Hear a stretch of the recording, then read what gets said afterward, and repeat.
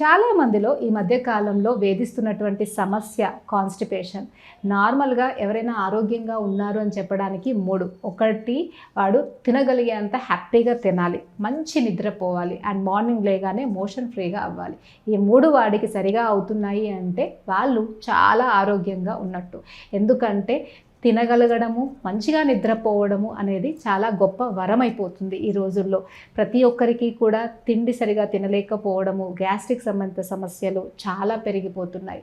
అయితే వీటన్నిటికీ మెయిన్ కారణము కాన్స్టిపేషన్. చాలామందికి తెలియనిది ఏంటి అంటే, ఒకవేళ వాళ్ళకి ఈ మోషన్ అంటే మలబద్ధక సమస్య ఉన్నట్టయితే అది స్లోగా వాళ్ళ జీర్ణ వ్యవస్థను దెబ్బతీస్తూ గ్యాస్ట్రిక్ సంబంధిత సమస్యలను, ఆ తర్వాత బీపీ, షుగర్ లాంటి క్రానిక్ ప్రాబ్లమ్స్ని, ఆ తర్వాత పెద్ద క్యాన్సర్ లాంటి జబ్బులకి కూడా ఇది దారితీస్తుంది.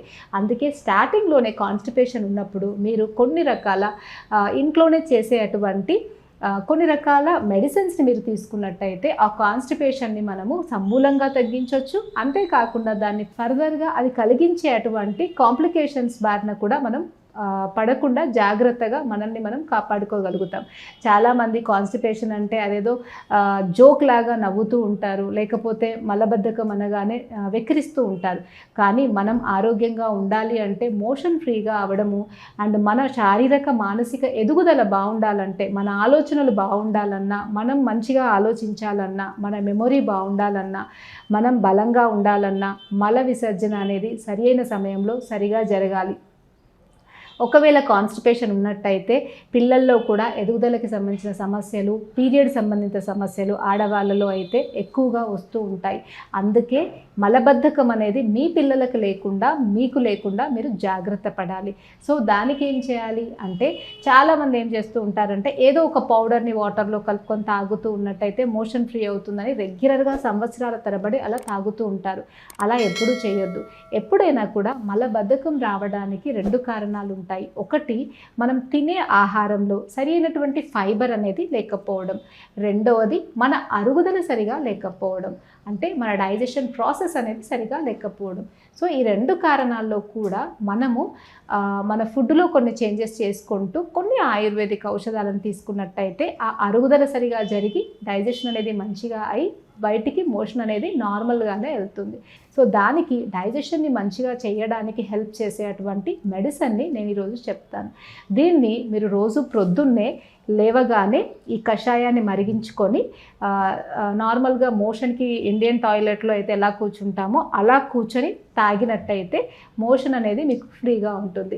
ఈ మధ్యకాలంలో అందరూ వెస్ట్రన్ టాయిలెట్స్ వాడుతున్నారు, కానీ ఇండియన్ టాయిలెట్లో కూర్చునే ఒక ఆసనం లాంటి విధానంలో కూర్చుంటే మోషన్ అనేది ఫ్రీగా అవుతుంది, కంప్లీట్గా ఎలిమినేట్ కూడా అవుతుంది.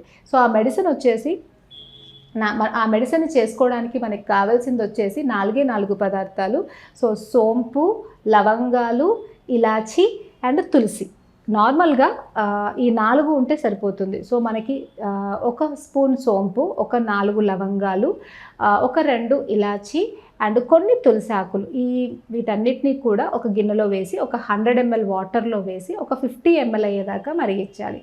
ఈ వాటర్ని ఎర్లీ మార్నింగ్ లేవగానే ఇది మరిగించిన తర్వాత నార్మల్గా మనము కింద కూర్చొని మోషన్ వెళ్ళే పొజిషన్లో కూర్చొని మెల్లిమెల్లిగా సిప్ చేస్తూ మెల్లిమెల్లిగా తాగాలి. తాగిన తర్వాత ఒక 5 minutes తర్వాత లేచి నార్మల్గా కూర్చొని కొంచెం లైట్గా అలా వాక్ చేస్తే మీకు రెగ్యులర్ మోషన్ అనేది నార్మల్గా వస్తుంది. సో మీరు రెగ్యులర్గా ఇలా చేయడం వల్ల మోషన్ అనేది ఫ్రీగా అవుతుంది. అయితే చాలామంది మోషన్ వెళ్ళే టైం అనేది మారుస్తూ ఉంటారు. ఇష్టం ఉన్న టైంలో లేవడం, ఇష్టం ఉన్న టైంలో పడుకున్నట్టయితే మోషన్ అనేది రాదు. ముఖ్యంగా పిల్లలకి 7 గంటలకి స్కూల్ అంటే వాళ్ళని 6:30కి, 8 గంటలకి స్కూల్ అంటే 7:30కి లేపి హడావుడిగా పంపిస్తూ ఉంటారు. అలా చేయడం వల్ల పిల్లలకి మోషన్ వెళ్ళడానికి టైం కూడా ఉండదు అండ్ వాళ్ళు మోషన్ వెళ్ళకపోవడం వల్ల తర్వాత అంతా కూడా వాళ్ళ డే అంతా డిస్టర్బ్ అవుతుంది. దానివల్ల వాళ్ళకి హెల్త్ ప్రాబ్లమ్స్ కూడా వస్తూ ఉంటాయి. తొందరగా సైట్ రావడము, సైనసైటిస్ లాంటి ప్రాబ్లమ్స్, హెడేక్ లాంటి ప్రాబ్లమ్స్, చిరాకు, ఇరిటేషన్ లాంటి ప్రాబ్లమ్స్ వస్తూ ఉంటాయి. వాటన్నిటికీ మూల కారణము వాళ్ళని మీరు ప్రొద్దున్నే లేపకపోవడము, మోషన్ వెళ్ళడానికి మీరు సరైనంత టైంని వాళ్ళకి కల్పించకపోవడం. అందుకే పిల్లలని ప్రొద్దున్నే 5:30, 6 గంటల వరకు లేపి ఈ డికాషన్ని వాళ్ళతో తాగిపించి కొంచెం అలా వాక్ చేయించినట్టయితే వాళ్ళ అరుగుదల బాగుంటుంది, పిల్లలకి టైంకి ఆకలి అవుతుంది, మంచిగా హెల్తీగా ఉంటారు. పెద్దవాళ్ళు కూడా దీన్ని రెగ్యులర్గా ఇలా ఫాలో అయినట్టయితే మోషన్ సంబంధిత సమస్యలు చాలా వరకు తగ్గుతాయి.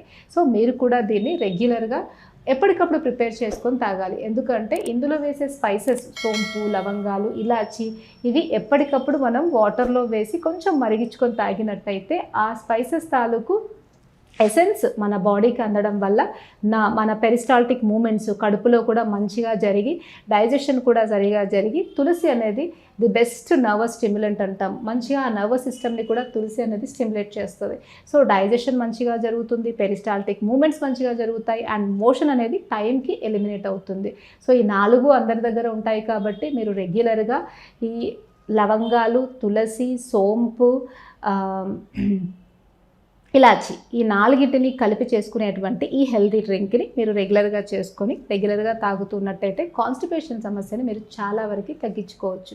అంతేకాకుండా కాన్స్టిపేషన్ వల్ల వచ్చేటువంటి గ్యాస్ట్రిక్ ప్రాబ్లమ్స్, పైల్స్ లాంటి ప్రాబ్లమ్స్ అండ్ హెల్త్కి సంబంధించినటువంటి ఇంకా డిఫరెంట్ ఎన్నో రకాల ప్రాబ్లమ్స్ని మీరు రాకుండా చెక్ పెట్టచ్చు. సో రెగ్యులర్గా ఇది ట్రై చేయండి. Thank you.